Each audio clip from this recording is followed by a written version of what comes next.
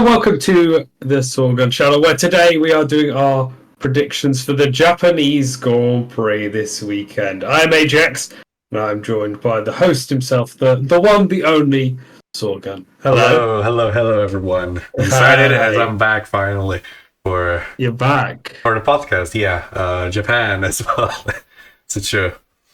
We have some news definitely that we have to cover. And we'll have to be pretty quick as well. Okay, last time out in China, I didn't get much to say about it, but in my opinion, a very, very decent weekend in terms of being a Formula One fan. Although, not much as a Ferrari fan, de facto. The weekend as a whole was entertaining, the races weren't. Yep, I would say, exactly. I think that's the perfect description. Okay, but now here we are in Japan, in Suzuka, where we welcome a new Red Bull driver. Like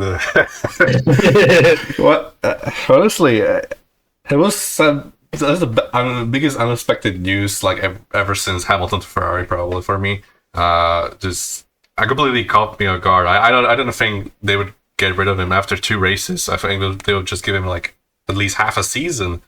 I mean, Lawson wasn't driving well, but those two, the first race was wet, the second was sprint, both in tracks he never drove at before. But yeah, I think that was the correct decision. That should have been made before the season. Like, Yuki was supposed to be in that car, Australia and China. So, a weird decision from Red Bull, but definitely Yuki does deserve a shot in the Red Bull. I think we were both happy with that. Hopefully all the best of luck for Yuki, because he will need that definitely, and Liam as well. He has to bounce back in a car that he's familiar with. So yeah, for sure. And I think it's good that it's happened quickly. Yuki probably deserves the spot. Obviously, it's sad for Liam.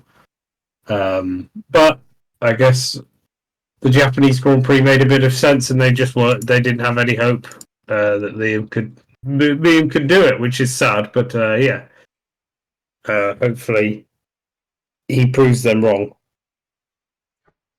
That he can do it well. He proves that.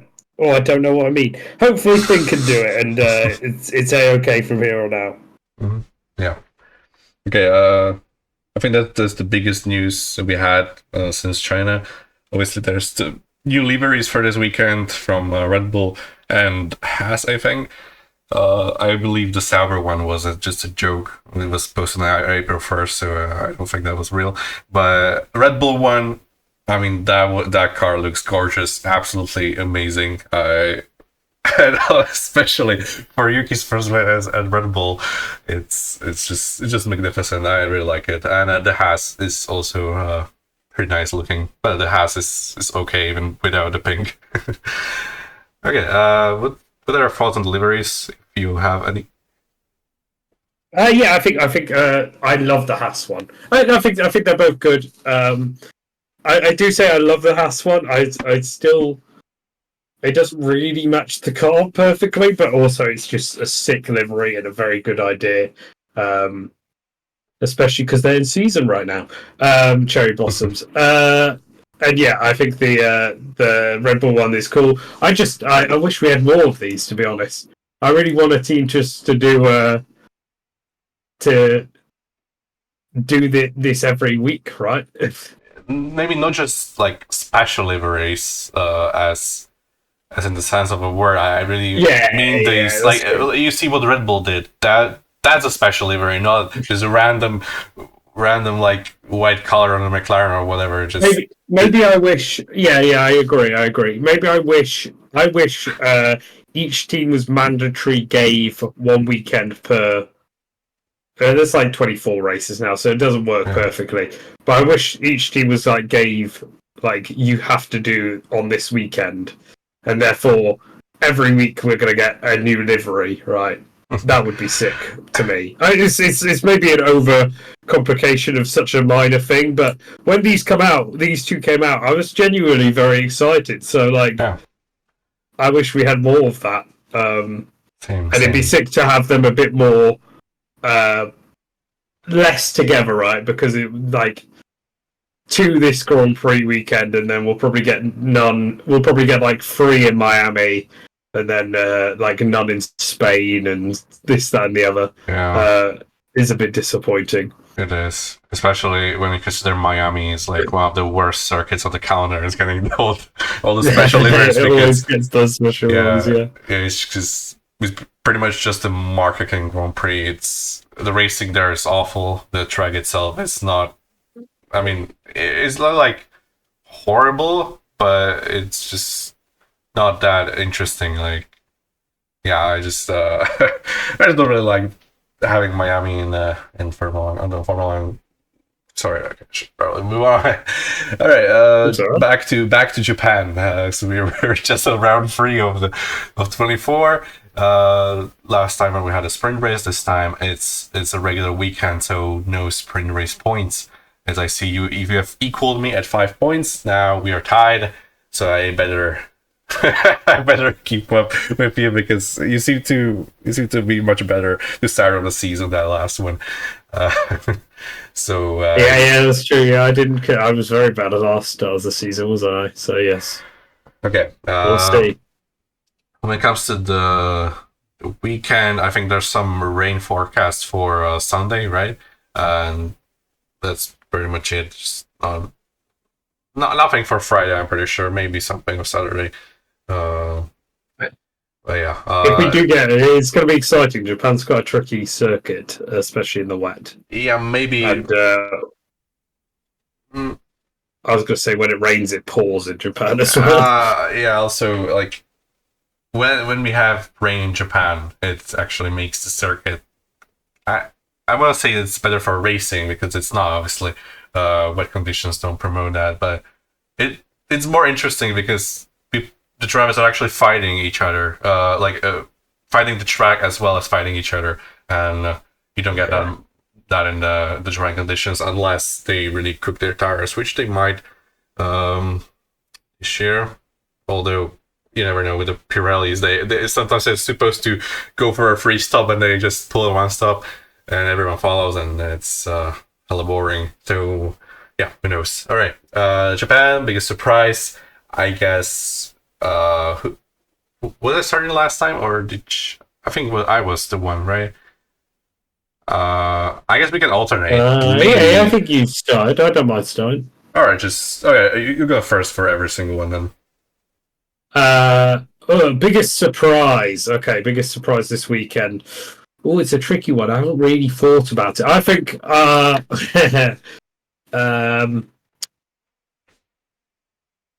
think perhaps to rain down misery. Do I think that will happen? Sorry, I haven't really thought about these at all. If you don't mind, I will actually I will do a little change to it. I'll call it a big surprise, so it's not like tied to a specific subjective opinion that we have. No, exactly. If you understand, like something that we predict as the biggest surprise can happen, but also something that it's even more surprising will take the point instead. It's a little unfair, maybe. I want that expert prediction to be that one that really deserves it. Yes. No, I agree. It's like a one that, well, like out there prediction for 1 point, basically. Yeah, I agree, and I'm trying to think of it. I think I'm going to go with sites to qualify Albon, which hasn't happened yet. So true. I mean, he only has one shot to qualify him. He's getting a little closer every single qualifying session. He started at 5 or 6 times, then it was 4. And he's getting unlucky as well. And then I think 2.5 in the China quali. So he's getting closer, but it's taking much longer than you would expect from Sainz to catch up to Alex. I mean, all all respect to Alex, because everyone's been, not everyone, but a lot of people have been writing him off, and his regular. I never did. You never did, but I know a lot of people did, including maybe even me, that thought that Sainz would convincingly outperform Albon, and exactly the opposite has been happening. So yeah, good for Alex, but you predicting that tide to change. I am seeing people now under hyping Sainz, and I'm like, no, it's just going to take some time. They're both very good drivers, and I think they'll both be fine. Yeah, I also don't think Sainz is going to struggle. It's just those two races were very difficult.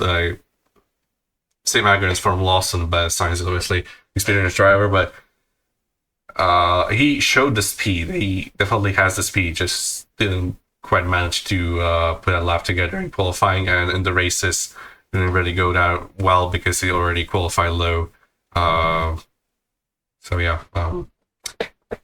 they can change, and Sainz can put some performance in. Right, big surprise from me. I should probably thought about this while you were talking. I will make up something really quickly. Okay.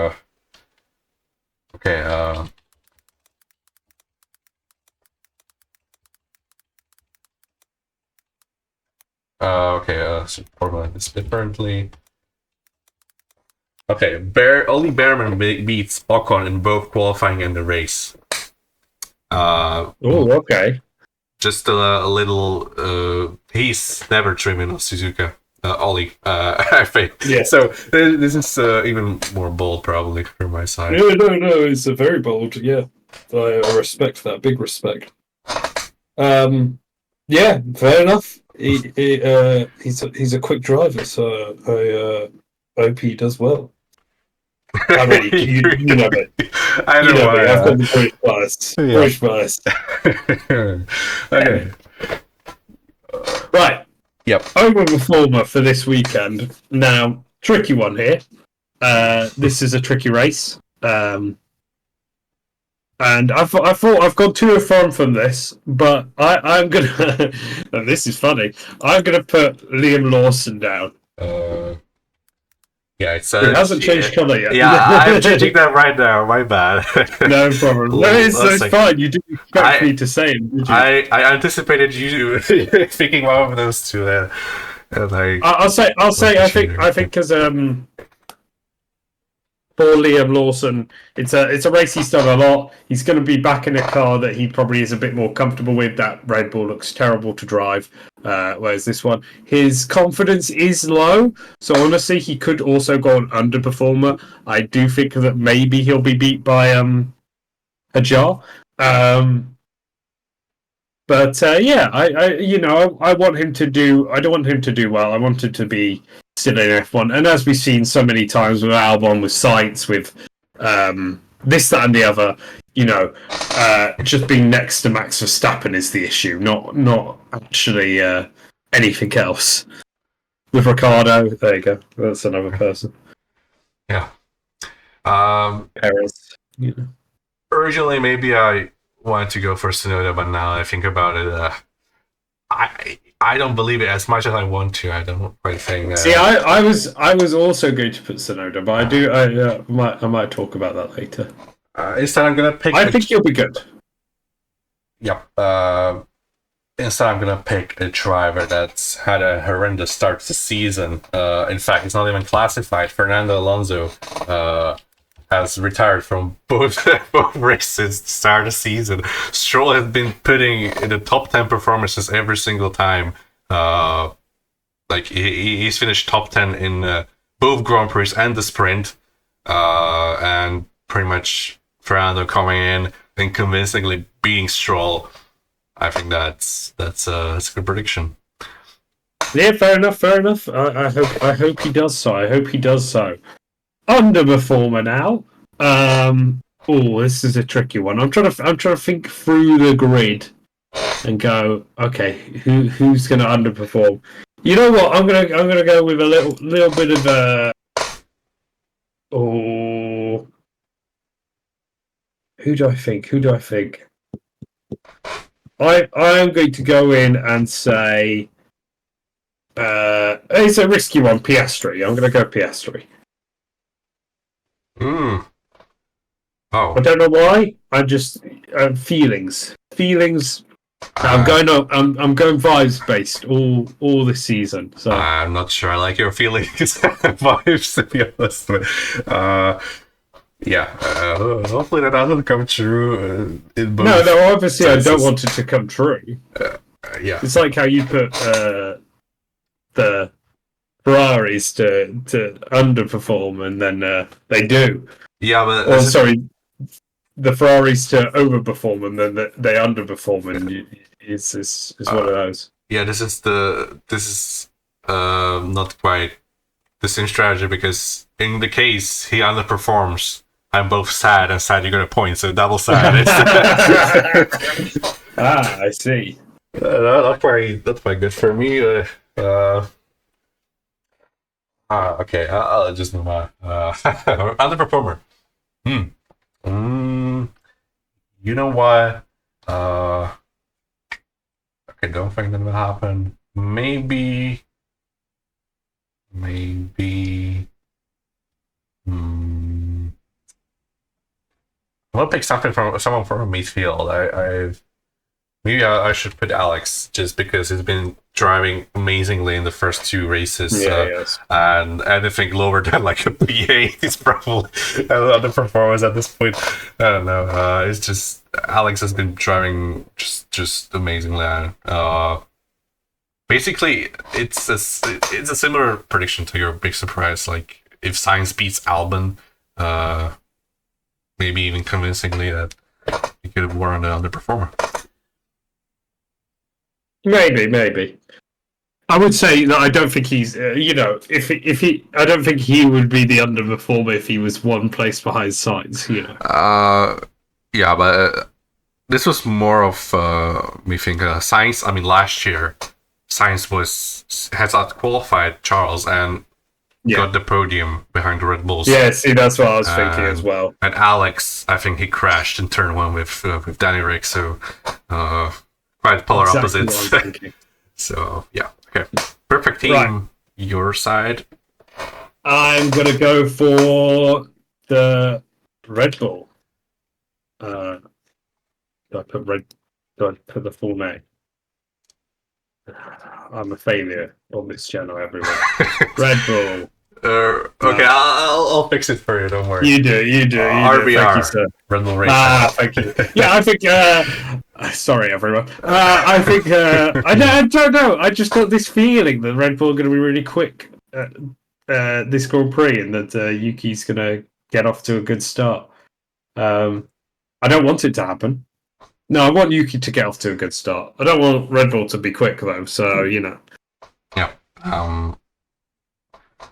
I kind of share your feeling as well. I think Red Bull will do really well, just not quite a perfect team. As much as I want Yuki to succeed, I just don't think that it's gonna happen this weekend. I'm gonna instead pick Aston Martin to align myself with my Fernando Alonso overperformer. Okay. Both cars scoring good points. Maybe I could. You never know with Aston. They have a really bad weekend, and after that, just randomly get points, and maybe that could happen here. I think the car has been relatively solid in the first two races as well. Like Stroll being like above Ferraris in the driver standings, I think proves that.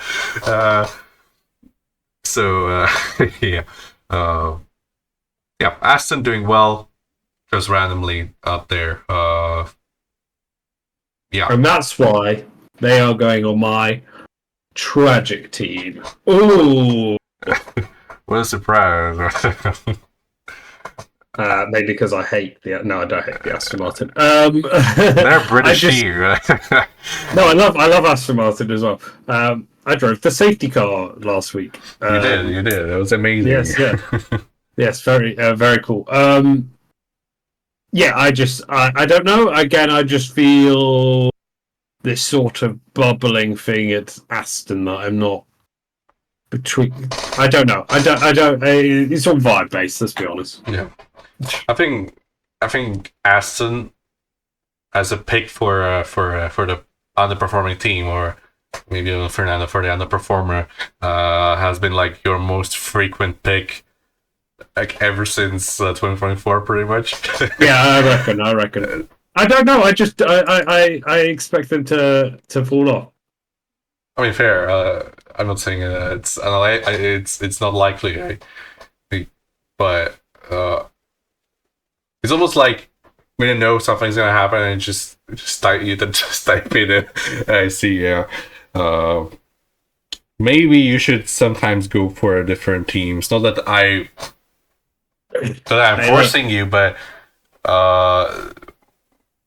you seem to like Aston when you predict them as a tragic team. They never seem to actually be tragic. So maybe you should go for another team that you want to be bad, basically.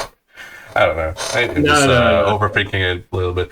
It's Aston or Alpine every week. That's right. the way. All right. Those are your picks, man. Go for it. All right. Tragic team. We were very easy to go for Ferrari, but I don't have the heart to do that. I will instead pick on. I will pick. Okay, which team was bad last year? Straight up bad. It was Williams. Yeah, same with Alex. So I'm going with Williams being. They're P4 in the constructors. Them not scoring any points. It's a really good shout. Could be a good shout because that car. I think it changed a little, but maybe not just a little, but quite a bit since last year. But that fundamental philosophy, I think it just doesn't suit. Like maybe Suzuka specifically. It also didn't look that well the year before that in 2023. 2022 actually did pretty well, I think, because that was the rain one and Latifi scored points at that time. Yeah, that was something. All right. I think that's a really good pick. I'm just gonna go out and say it. I'm happy with mine. My pick. Thank you. Big respect. All right, your P5 quali. P5 quali. I think I'm going very, very probably silly here. I think that's how you do it. Yeah, I'll go Tsunoda. Okay, I like your predictions now. I'm really not trying this weekend. If you can't tell, maybe also, you never know. Maybe this actually happens, and you're getting like 10 points. Exactly. I'd just go for things I'd like to happen, I think. No, not that I'd like Aston to be bad or, That's good, that's good. Maybe I should adopt that strategy, but I kind of also want to win. Okay. I know you do. You're very competitive. Okay, when it's spreadsheet and it's numbers, I really like mine bigger. Anyway, so Hamilton P5, I think he will get top 5 in qualifying, which is maybe disappointing considering his pace in China, but he also qualified like way down the order, right? In qualifying for China, the main one. Yeah, no. Yeah. That's a good prediction, honestly. I should have done it myself. He's very close at the top, and may just be very close between the top 6 drivers. Top 7, maybe you keep it. It's difficult to measure right now. I'm going to also go for Hamilton. I was about to go for Charles, but I'll put a little bit of Hamilton in. I don't think that Ferrari's that slow. Just a little bit of Hamilton. Just a little bit of Hamilton. Okay. P4. George Russell. It's very, very safe. It's either get like P4, P4, or P2. I think those 3 positions will be like his permanently this season. It's just always up there, just not quite with the fastest car. So it's difficult for him to find the McLarens. But he was very close last weekend. Props to him for that. But I don't think that car will be as close to McLaren as in China. Here, especially, I think this track really suits the McLaren. At least historically, it did, and this year, since they had the fastest car, I think there will be a similar situation to Australia in terms of dry pace, like 4/10 maybe in qualifying. Yeah, fair enough. I am going to go for Verstappen. Okay. Because it's Max Verstappen, and I know you'll go for Verstappen, and then I'll go for Piastri, and you'll go for Piastri. I guess we can fill this one in. And then Norris. Honestly, it feels like this year is going to be a lot simpler than last year. For those top 3 spots, neither of us are going to really take that risk. Okay, I'm going to completely change up because I think I messed up a bit on my predictions for the qualifying. No. You didn't, yeah. I mean, Yuki in P5, I like that. So I'm going to go for I'm going to put Hamilton in P5. I'm going to put Hamilton in P5. All right. P5 for my side. I will go with. I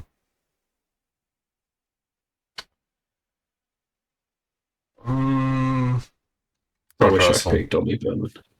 Maybe I'm underrating him a little, but I just don't feel confident in Mercedes on this track for some reason. I feel like this will be the first track of the season that they don't feel comfortable in fighting at the top for the podium, and I think this one will be the first time George Russell is not on the podium. Fair enough. I'm gonna go for. Do I take that risk? No, I'm gonna put Russell in P4.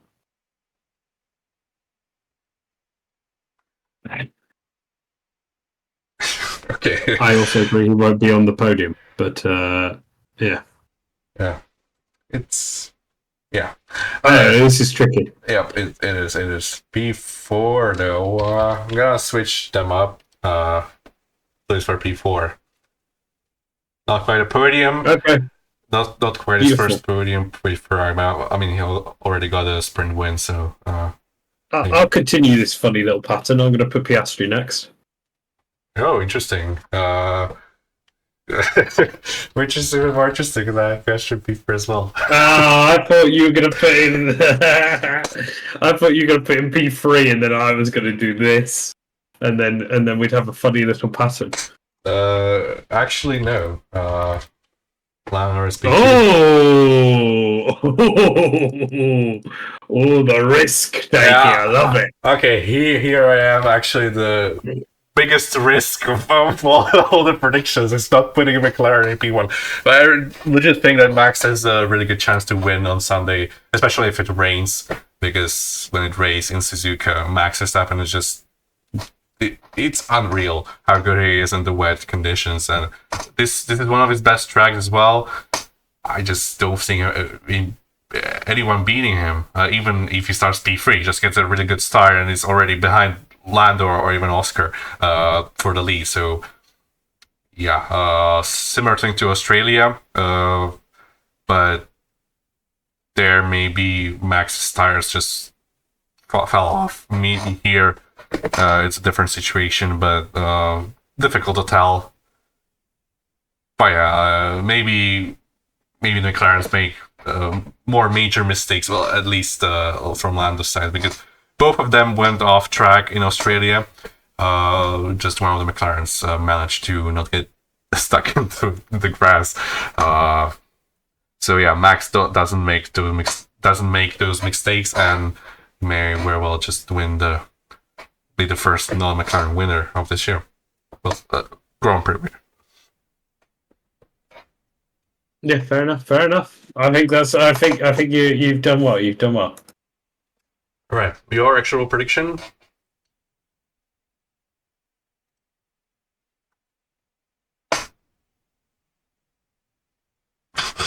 Oh yes, sorry. I thought you My were extra ball prediction. I thought you were like thinking deeply No, inside your no, head. I've had this in my pocket. Is that Yuki beats Max Yuki beats Max in a session? in the race? In a race. No, in the race. Okay, does a DNF, a mechanical DNF for Max count? Because that's a little bit of a loophole. It is a loophole. It has to be like I on guess pace, right? I guess that it's equal sort of footing there because Yuki could have a mechanical DNF as well. Maybe, but I mean, I think the chance of Max having a mechanical DNF is higher than the Yuki beating him. So it's kind of DNF. Now, if Max crashes, though, that's another story, right? yeah. I mean, if Max crashes and someone crashes into him, okay, I'll allow another driver crashing into Max, leading Yuki, leading into Yuki beating him. That's the one loophole that I allow. But other than that, also there's definitely a disqualification or a DNS or any. Just has to be on pure pace, including crashes. That's all. All right. Extra prediction from my side as we wrap up the video. I will go for. Right.